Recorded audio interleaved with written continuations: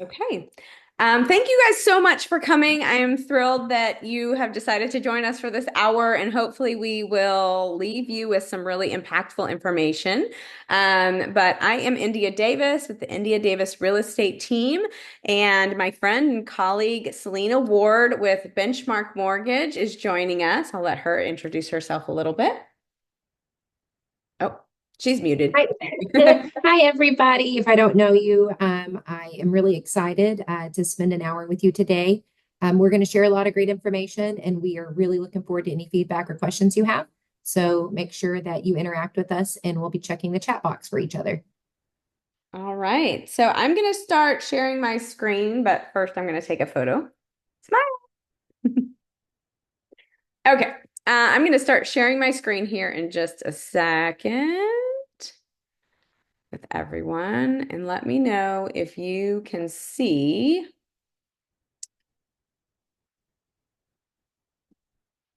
Can everyone see my screen? Yep, yes, that's good. Okay.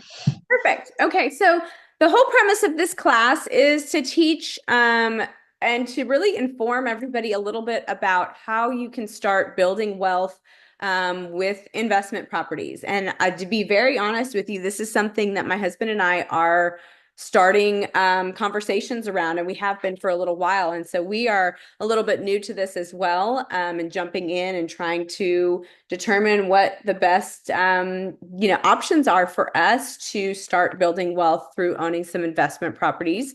And I'm going to share a little bit from the real estate side of things, and then Selena is going to share some things that are a little bit more obviously on the loan and lender side of things. So we obviously will ask for questions and things at the end. And we would love for you guys to ask us anything that you have questions on. All right. Okay, so a couple of things that is important when you're first starting out is figuring out if you're actually ready to invest. And so, obviously, the very first part of that is finances. You need to know whether you're ready to invest financially. And Selena is going to give us really a lot more information on that side of things, because getting an investment loan is different than getting a loan for a personal purchase for your primary residence. So we just have to be aware of those kinds of things, and make sure that you are in fact ready financially to start investing. Um, Time commitment. Time commitment is something definitely to consider, especially if you're going to be an investor that maybe does an actual renovation yourself. You don't have to do that, but some people are looking to invest to do like a fix and flip, or they're looking to do some of the repairs to an investment property on their own. So you just have to make sure that you are willing to be invested when it comes to time, because it is a time commitment and it can be. And then short-term or long-term investing. So as I just mentioned in my previous statement, there are different types of investing. So going from like a fix and flip type situation is very different than purchasing a property that you plan to hold for a long term. And really, when you're holding for long term, the money that you're planning to make, or the return on your investment, is going to be from the equity that you build in that property. Whereas if you're looking for more of a short-term type investment, that's going to be more of, obviously that short term, looking for something that's a great price, putting a little bit of money in it to get your return on investment in the short term. So you just have to determine whether or not you're looking to do something like short-term investing, or if you are in fact looking for more of a long-term investment where your equity is going to build, and that's how you're going to really truly get that return. And then kind of this is the same type thing, fix and flip or the turnkey rental. Are you looking to buy something that's like maybe only a couple of years old, but you're really wanting it to be turnkey so you can get tenants in it immediately? Or are you looking for something that's really needs some work, but you're invested enough to put in that work to be able to fix it and then be able to either rent it or sell it, to get that return? And just a reminder that it is never a bad time to invest. Just like we tell people, it's never a bad time to start purchasing real estate, because equity, regardless of what the news is saying, we are still seeing year over year 4 to 6, 7% equity growth in properties. So even when the market is crazy good, we saw like a 20% market growth when we were in those years of like crazy market in 21 and 22. But even still, when the market's a little bit slower and has slowed down a little bit, we are still seeing appreciation. So even if you purchase something now, you're going to see 4, 5, 6, 7% equity growth year over year on that property. And that's really where your return for your investment is coming from. I'm going to double check to make sure nobody else is looking to get in. Nope, not yet. Okay. So here are some other things to consider when we're talking about investment.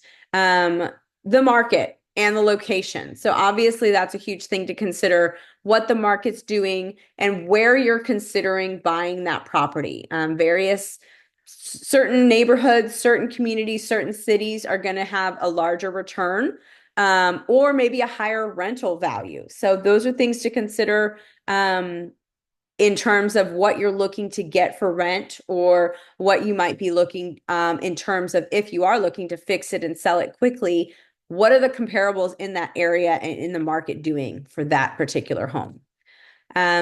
Property type and condition. So again, are you looking to buy a single family home? Are you looking to invest in more of a duplex or a quadplex?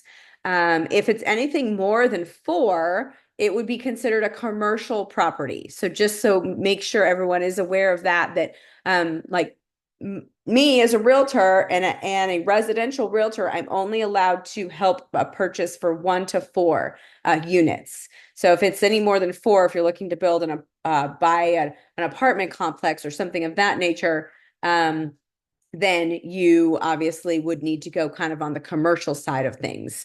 But there's a difference between buying a single family home versus buying a duplex or buying a quad or something of that nature. Okay, let's see here. Oops. Get rid of this. Oops. Did I go back? Sorry. Okay. Next thing is the finance options. And Selena's going to touch on this primarily because she's going to talk a lot about the loan types and things like that. But it is something to consider that you are going to need a different type of down payment. You're going to be looking at different financial things than when you're buying your, primary home, when you're buying an investment property. Expected cash flow and return on investment. So I have a spreadsheet to show you in just a few minutes that will kind of give you some information on that, to give you some, you can run an actual sheet to kind of give you an idea on any given property, what your expected cash flow might be for that particular rent property investment. Oh my goodness, it keeps going back. I'm so sorry. Okay. Operating expenses. This is going to be things like insurance, any kind of repairs that are necessary. If you have to pay for lawn maintenance, or you have to pay for a home warranty for this property, or you potentially have to pay the homeowners association. These are things that all kind of fall into operating expenses that you as the owner are still responsible for paying, unless you do pass those things on to a tenant. The tax benefits. There are quite a few tax benefits to owning an investment property. A CPA is going to be the best person to share what those all are. But I'll talk a little bit in my next slide about kind of what kind of tax benefits you can see from owning an investment property. And then legal and regulatory factors. These are going to be things like zoning. One thing to really consider is if you are looking to invest in order to make it into a short-term rental or an Airbnb or something like that, you really do need to know what the zoning regulations are for that particular property, because it can get sticky if that's what you're planning to do with the property, and then you find out that that's not actually allowed in that area or in that neighborhood. So really kind of understanding what you're able to do with the property before purchasing is really important. And then insurance. We all know that unfortunately insurance has not gone down anytime in the recent time. And so insurance is costing more, and you'll need to know what that looks like in terms of this investment property. So if an investment property has a really old roof or something that an insurance broker or insurance company is going to maybe charge you more for in order to insure it, those are things that you will want to know ahead of time so that you can plan for that in terms of your total cost and your operating expenses. Property management. This is another thing to consider, whether you're going to manage it on your own or you're going to hire a property management company. Lots of property management companies, available out there for you. And most are going to cost about 10% of the monthly rent. So it's something to kind of factor in, that if you don't want to manage it on your own, that a property management company would be a good option. Or if you have more than one property, you might consider a property management company, because it does make things a little bit easier for management of all the things that, a tenant might need along the way. And then finally, your exit strategy.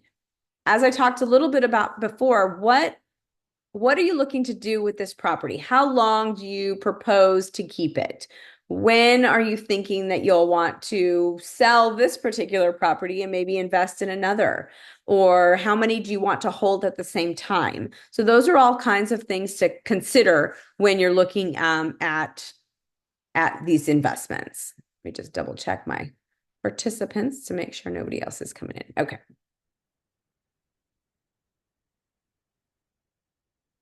All right.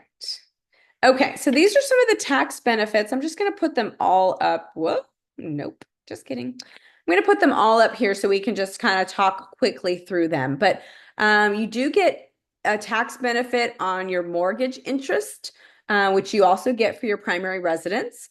You get some depreciation deductions for this investment property.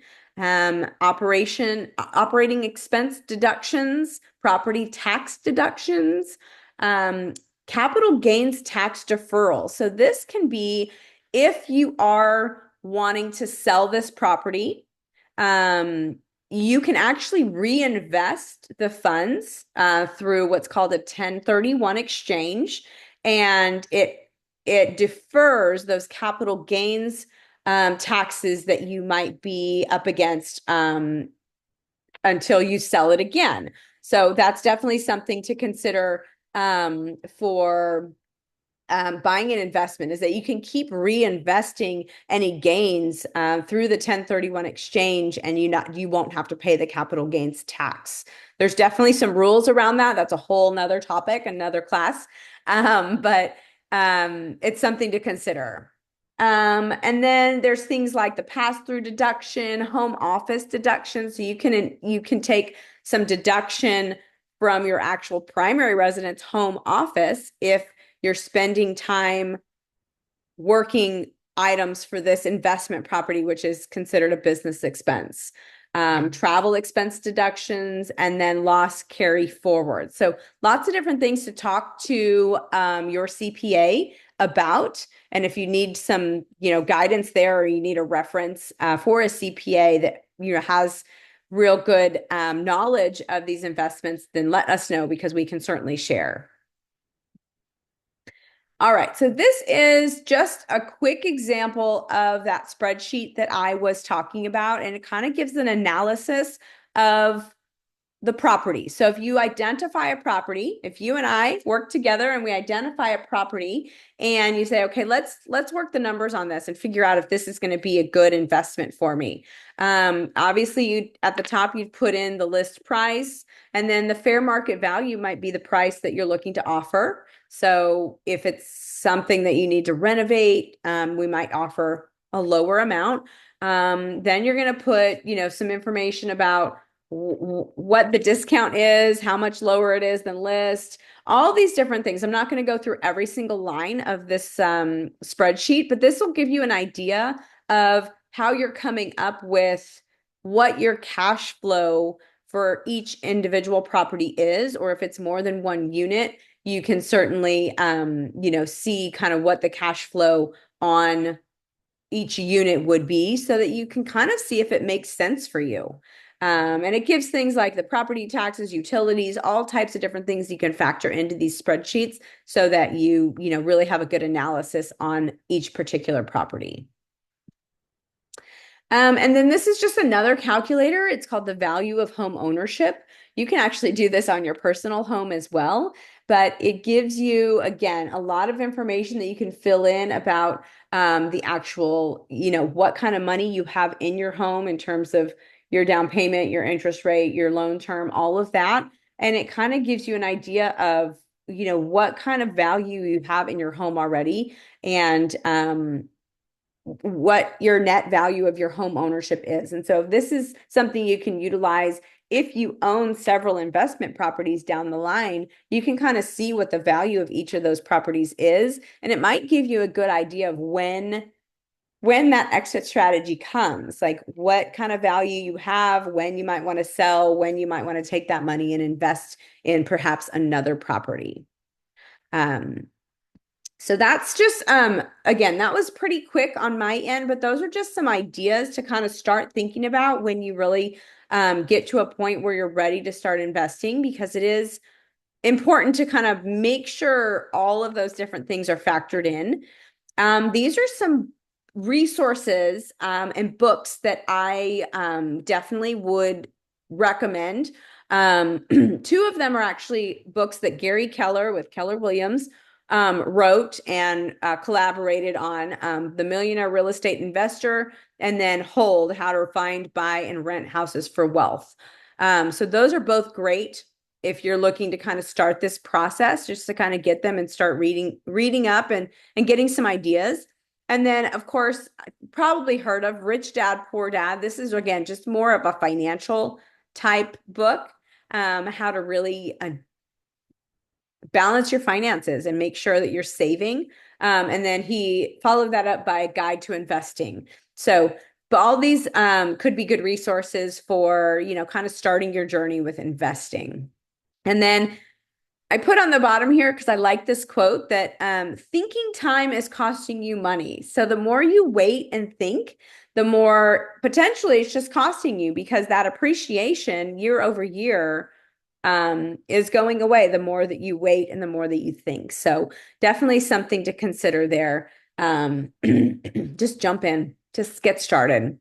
And then I put my information here for you guys to all have. Many of you probably have it already, but I'd love to chat with you and really do a consultation, start you up on a search if it is something that you're looking to do in terms of finding an investment property, get you hooked up with Selena and get you kind of talking about the financial side of things, because I think it would be obviously great way to build your wealth and to build family wealth as well. So I hope that I can help you along the way with whatever you're looking to do with that.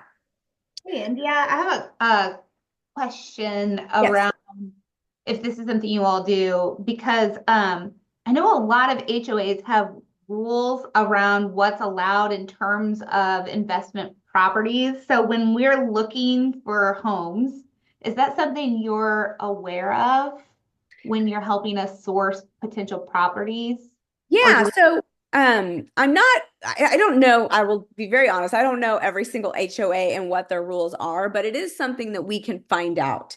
So that's part of kind of the exploratory phase. So if we find a property and we know, it is something you're very interested in, we can actually contact the HOA. I can contact the HOA, or even the title company a lot of times also has that information, and they can determine. Most of the time, it's a percentage of homes. That's how the HOA does it. They say 10% or 25% of the homes in this HOA can be rentals.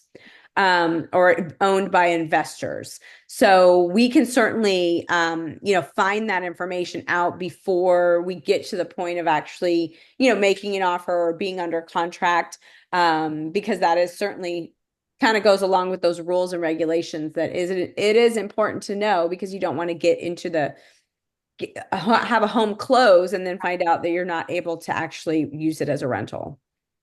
And India, I can speak to the new home side of that. If you're looking for a investment property in a new home community, the sales counselors like myself, we know how many per month we can sell to investors. So if you're going new construction, you can always rely on that new home consultant to help you with the answers to that.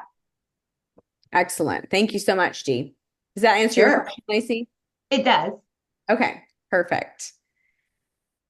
Okay, so I am going to then stop sharing my screen, and I'm going to pass it over to Selena Ward. You weren't here right when we started. Selena is Senior Loan Officer with Benchmark Mortgage, and she is going to share a lot of the financial side of things in terms of what it means to start the investment process. Let's see. Yes. Okay. Selena, are you then able to share your screen, or do I need to do something else? Okay, there you go. And we will get to any other questions in the chat at the end as well. Okay, can you guys see my screen okay?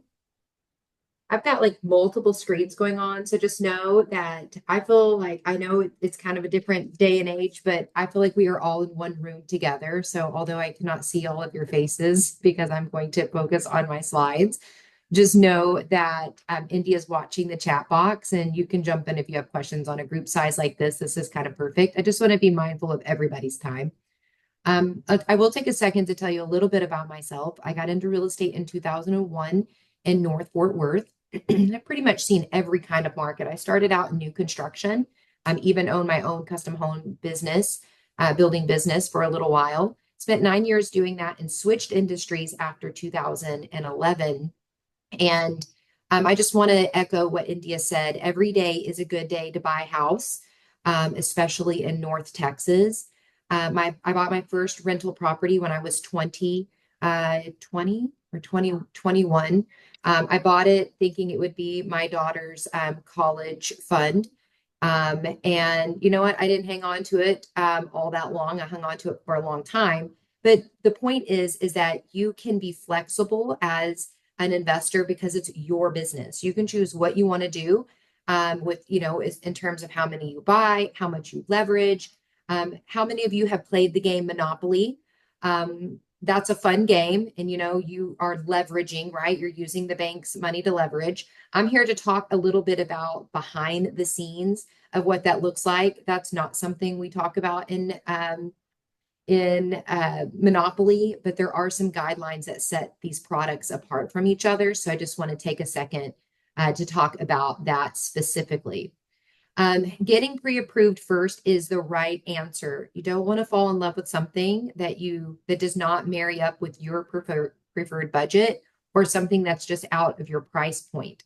So I know from the years of working with agents and having been one that India does a fantastic job at helping you find homes that matter most to you. And so she wants to make sure that you have a good financial plan going into that search, because she's going to find those properties for you. There are quite a few different loan types, but I wanted to kind of just like throw out a few that might shock you a little bit too, because a lot of times we're thinking like investment property has to be 20% down. It has to be a property that, is not for a primary purchase, but there are those types of loans, conventional 20% down payment, but there are also other types of loan products like FHA, VA, and even portfolio. So what do I mean by FHA? You can buy a duplex or a quadplex, and if you're going to live in one of those units, you can rent out the others, and you're allowed to receive rent. So I always tell my kids, like, you should just live at home for as long as it takes for you to save up enough money to buy a duplex. I want it for them so bad. I almost want to just go do it for them, but then they would never appreciate it. So, but that's a great way to kind of dip your toe in if you're thinking about, you know what, maybe I just want to sell everything. I'm just going to start kind of over, or maybe you don't own a house now, or maybe you have a kiddo or somebody that you know that's thinking about it. Buying a house, and you don't have to be a first-time home buyer, but buying a house using traditional loans like FHA, or even for a veteran like VA, you are allowed to do that so long as you take occupancy in that property within the first 60 days, and you do plan on living in one of those units as your primary home. So then that would really like kind of skew what the down payment would be, depending on what product you're using. It could be as little as 0% down if you're a veteran, or it could be as much as 20 to 30% down, depending on if you're going into it without wanting to occupy any of the subject property, and if you're just looking at maybe traditional financing. There are things called portfolio loans, which are loans that are pretty much made specifically to be held on to. Some of these loans might have features to them like prepayment penalties, which sounds like a terrible thing, but really when you look at it under the hood, it's not that much in many cases. And so what that's just saying is that you would hang on to that loan, not which means you hang on to the house too, but for maybe a specific period of time. Okay. And so then you might want to look at things like refinancing and things like that. So we want to make sure that we're talking about the loan products in a way that makes most financial sense to you and what your goals are. Oh, and there is one more thing I do want to mention, reserves. You know, even if you have like your 20, 30% down payment, if that's what you're going with, then just make sure that you have to have 6 months of reserves put back for any of these types of loans as well. Traditionally, maybe not if you're occupying it as a primary. FHA is not so particular about this, or VA, but definitely for your conventional loans and more of your portfolio type loans. So what properties are eligible? You'll notice that I highlighted two right in the center. One is the 2 to 4 family. And the reason why I mentioned 2 to 4 is because you could live in one side and you could rent out the others. So that could be like a quadplex, or just a traditional 1-unit property. You could do that as well. Traditionally, these do include single family brick built homes. So not so much your manufactured or your mobile homes. But definitely a stick-built home, duplexes, quadplexes, townhomes, condos, and then I mentioned 1 to 4 family apartments. I've seen them. I'm seeing all kinds of things on the market right now, guys, that we don't always see. So you could call that a quadplex, but in some cases, when you're looking at it, it might just be an apartment. Okay, so what's not included would be second homes. Okay, a second home is somewhere where you're spending 50% of your time, maybe a vacation home or a destination type home. In that case, that would not qualify as an investment property. So Fannie Mae and Freddie Mac, they have guidelines that is, as long as we are making sure that we qualify under those guidelines, Fannie and Freddie are the underwriting systems from the government that pretty much write all the rules and regulations to these types of loans. And what they're doing is making it more affordable for us. Okay. So the thing I want to mention is that if you're going to use a Fannie Mae or Freddie Mac product, then and you already own real estate, you're going to probably want to know how to file that income on your tax returns. Okay. Now that's a big thing because Fannie and Freddie are looking for the ability to repay. Okay, this was all part of the Dodd-Frank in 2010, big reform. And basically, we have to show the ability to repay to show that you have the capacity to take on the role of an investor. Okay, so I just want to mention that a lot of people, what they're doing is they're filing their rental income on their tax returns, and they're filing it under a Schedule E.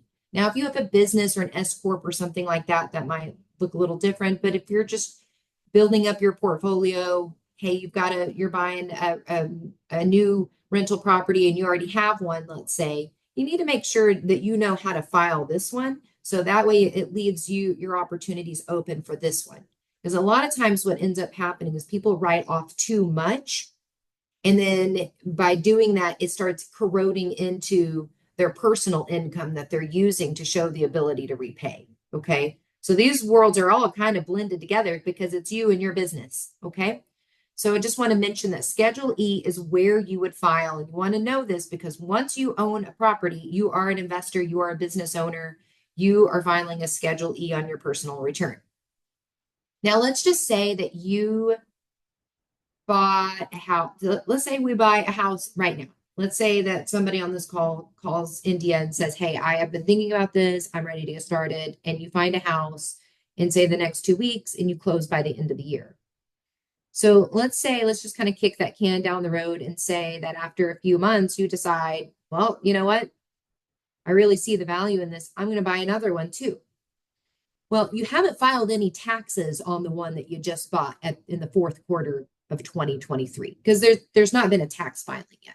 So we could use a lease agreement to offset that cost. And that's really what I'm trying to get to is that we never want to box ourselves in as investors, that we've shut ourselves out from these types of loans because even though they have a lot of rules and regulations, the biggest one is just to make sure you're not getting overextended. Okay. So if you want to keep the door open, which most of us do, because we don't want anyone to tell us that we can't have something, especially if it makes sense from a wealth perspective, and we want to make sure that we are understanding why these matters are important. But the fully executed lease agreement is allowed because it's pretty much understood that you're buying this to cash flow. Like that's kind of the idea. Now, maybe in the very beginning, you don't cash flow a lot, but I promise you over time, the longer you hang on to it and rent goes up, it doesn't traditionally start to come down, then you're finding that you're cash flowing. So it is a kind of an add back. So if you have a lease and you show that you're making $2,200 in through this lease, and your payment is $2,200 on the mortgage, then I can offset this payment over here by this lease agreement up to 75%. This is really important because it's not saying you have to have the capacity in your debt to income ratio to take on the whole thing. You don't have to eat the whole enchilada.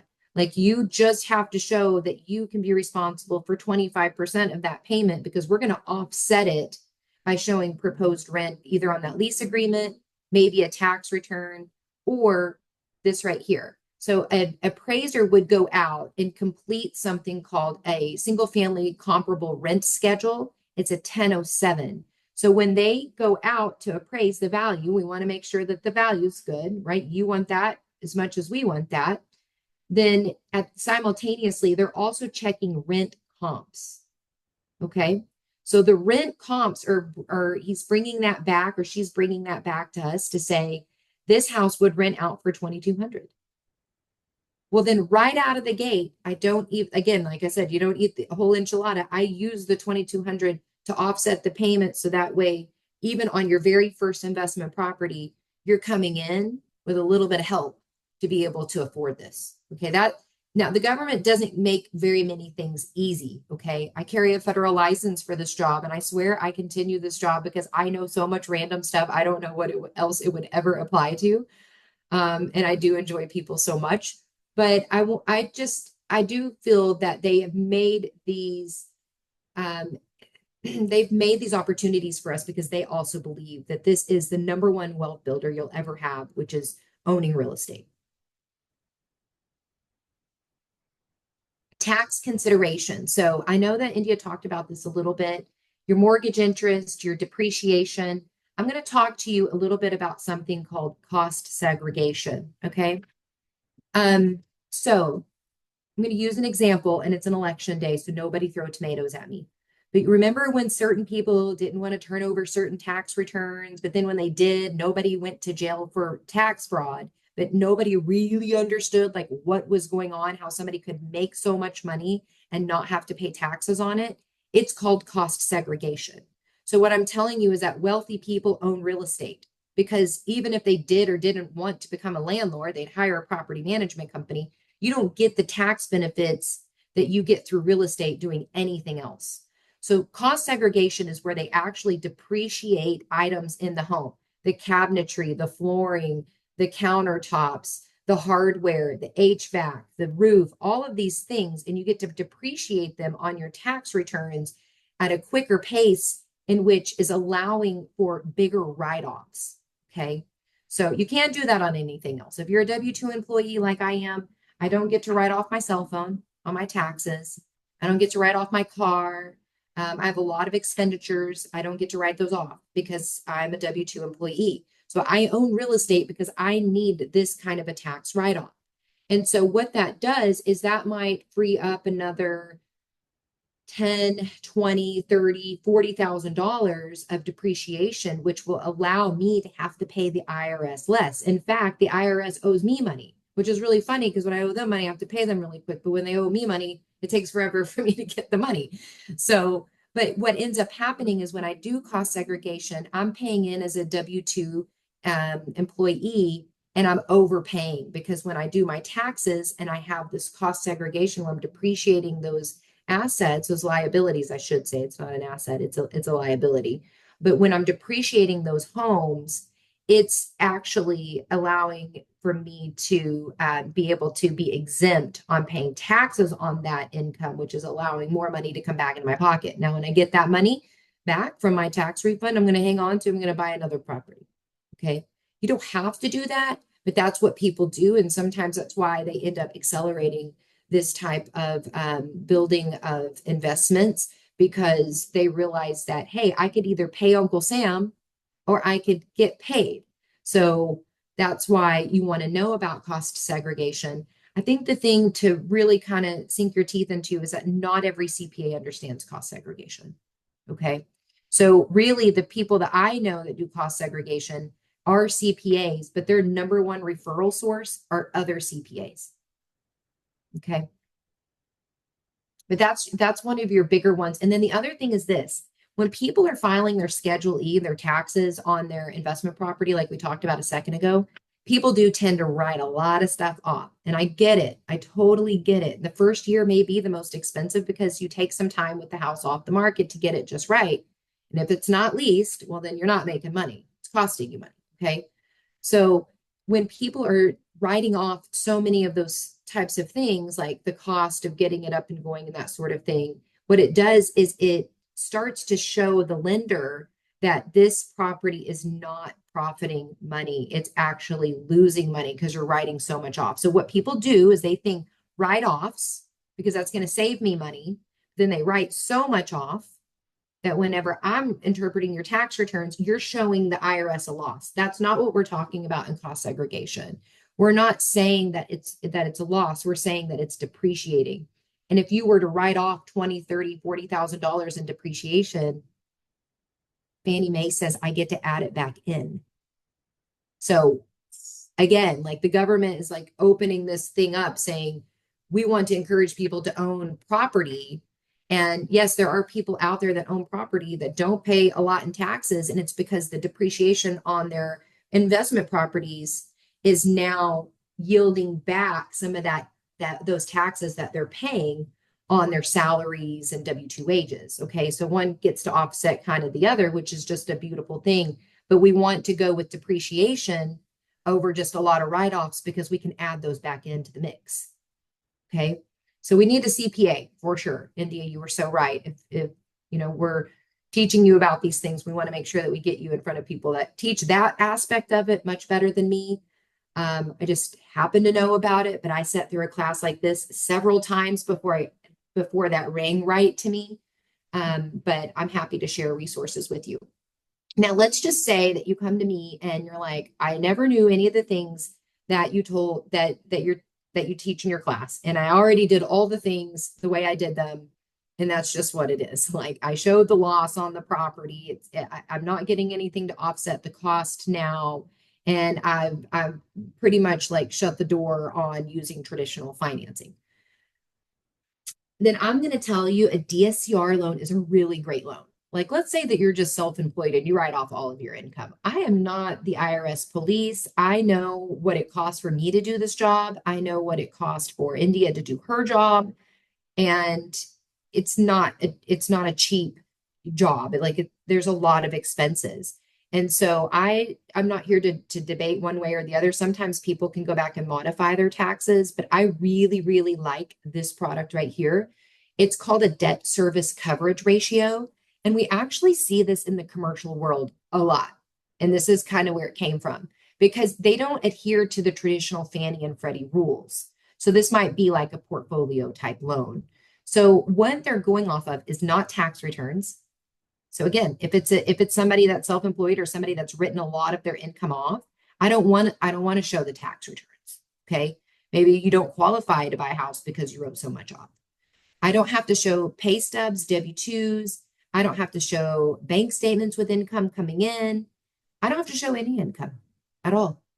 I just have to get that 1007 from the appraiser that shows that the proposed rent that's coming in is dollar for dollar at a 1-to-1 ratio covers the principal, interest, taxes, insurance, and homeowner association dues if there are any. Okay. And this is a 20% down payment. You do not have to have been a previous investor to qualify. There's no debt to income ratio. There is a minimum of 20% down and preferred credit score over 680. Okay. Now, this is where you're going to get into a prepayment penalty, probably of about 1%. So let's just say that you finance $300,000, then it would cost $3,000 to refinance that loan. Okay. Or to sell that property, you'd have to pay the back in the first 3 years. Okay. So the way I look at it, much to India's point, is would I pay $3,000 if I made $40,000 this year on appreciation? Yes, I would. Yeah, I would do that. So sometimes we get caught up in the cost, but really the costs are minimal compared to the cost of waiting.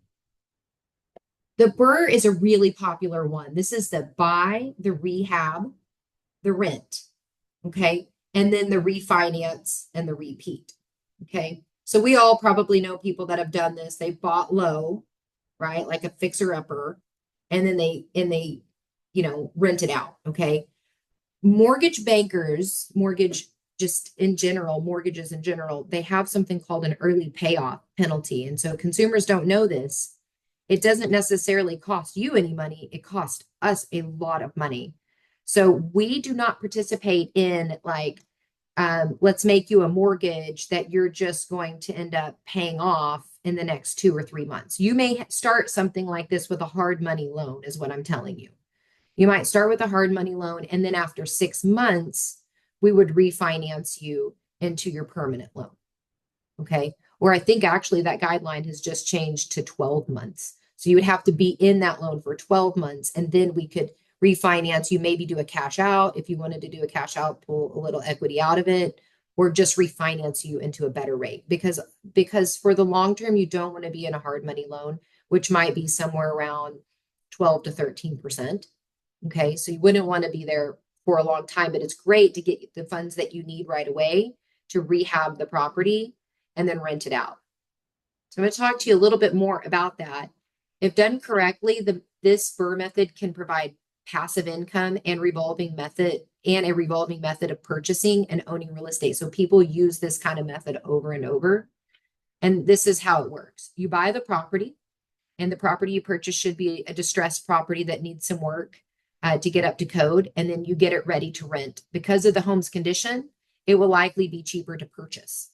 Okay, so like what India said a second ago, like she's going to look at fair market value depending on what the condition is of the property. And then you rehab the property. Since the property is distressed, it may take extensive amounts of work. I don't know. In this step, you'll renovate the property to make it structurally safe, and do aesthetic improvements and prepare it for renters. And then you're just going to rent out the property. And India and I can help you with comps and things like that. Remember that you, at some point, you probably have an appraiser go out there that can also do that. And we have property management companies that can help you, that you don't have to be the one collecting the payment. But then when you do the cash out refinance, the idea is to do a cash out so you can pull money out and go buy another property. So now you really are playing Monopoly. You're leveraging that property. You're pulling the cash out. You're going to go buy a new one. Okay. So people just like to have the options available. And that's one option because you're buying low. And then now you've rehabbed it and you've got this additional equity.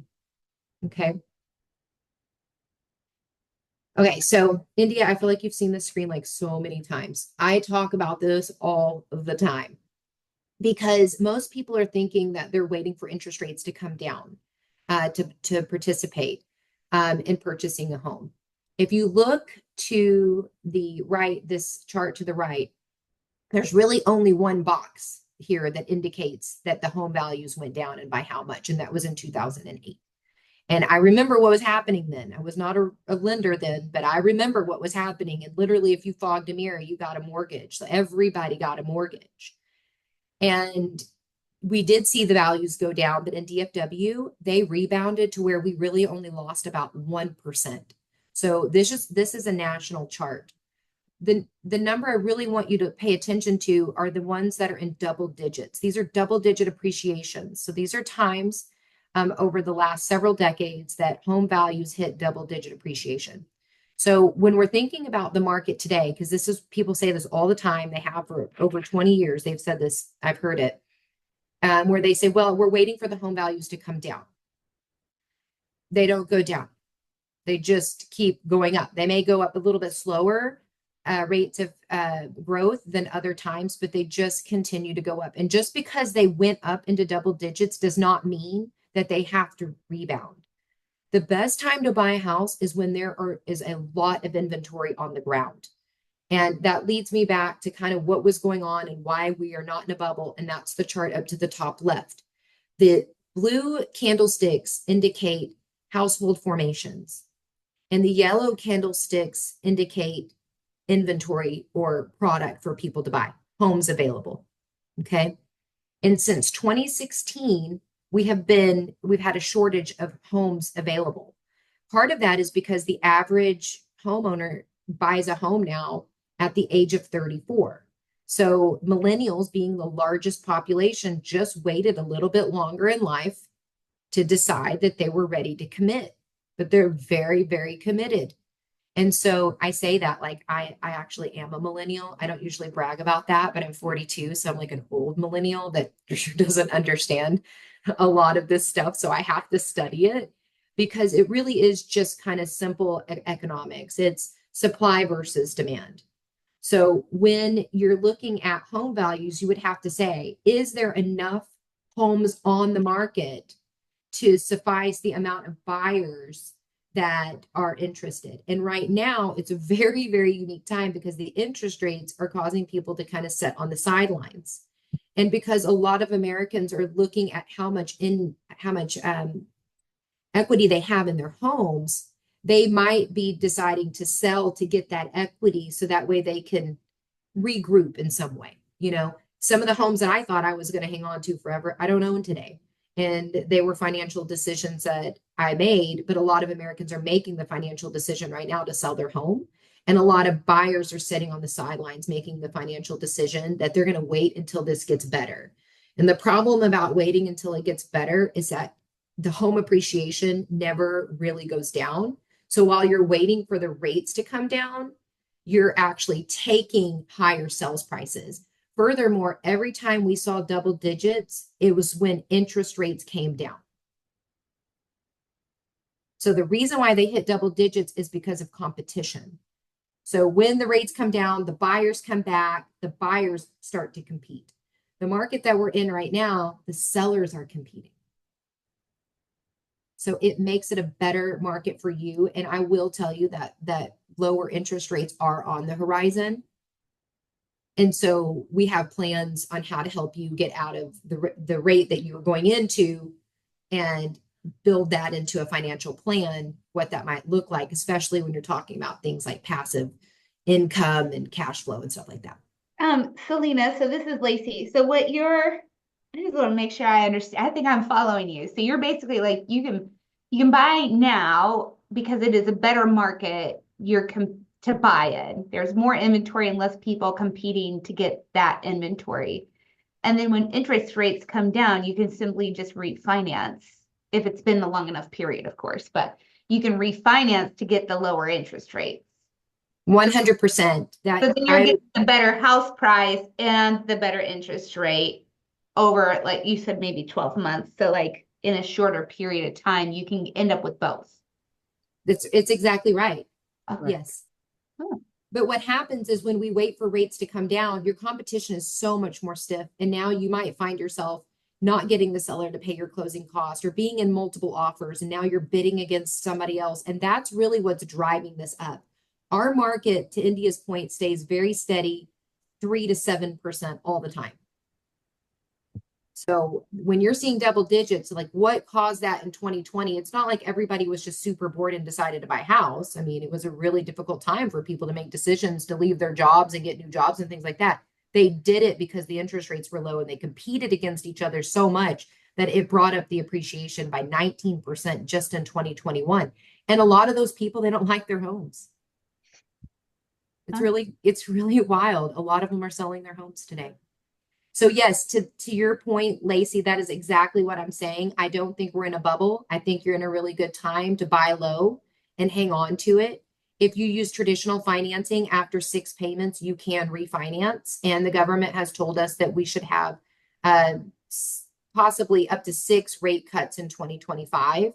But I would even still say I wouldn't wait until the rates hit rock bottom. I would be looking to buy a home right now. Okay. So that's what I wanted to share today anyway. I hope that that was helpful. Does anyone else have any questions?